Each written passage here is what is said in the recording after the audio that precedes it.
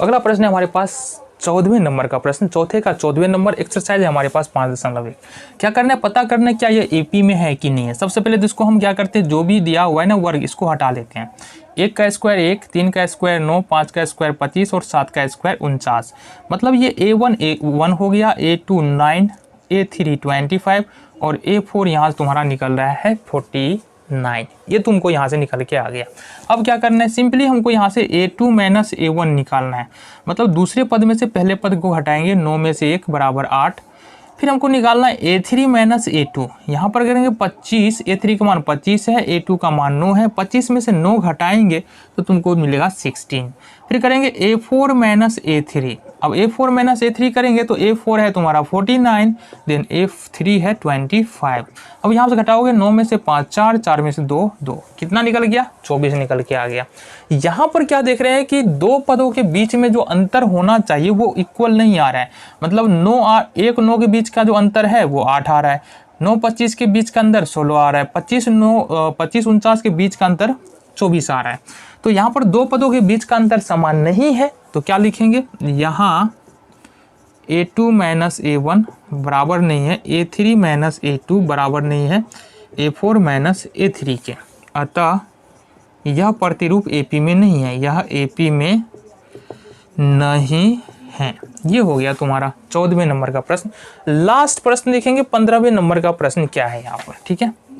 15वें number का प्रश्न क्या है यहाँ पर, देखो क्या कह रहा है, 1 का स्क्वायर 5 का स्क्वायर 7 का स्क्वायर देन 73, ठीक है।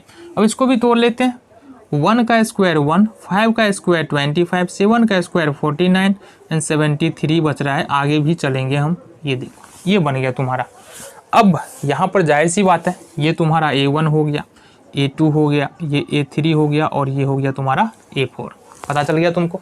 अब देखो यहाँ पर क्या करना है, अब सिंपली A2 माइनस A1 निकालना है। तो 25 में से 1 घटाएंगे, ये निकलेगा तुम्हारा 24। फिर करना है हमको A3 माइनस A2। A3 का मान देखो 49 है और A3 का मान 25 है, ये भी घटाते हैं तो निकलता है 24। इसी तरह से A4 माइनस A3 निकालते हैं तो 73 माइनस 49 निकलता है, ये भी तुम्हारा निकल रहा है 24।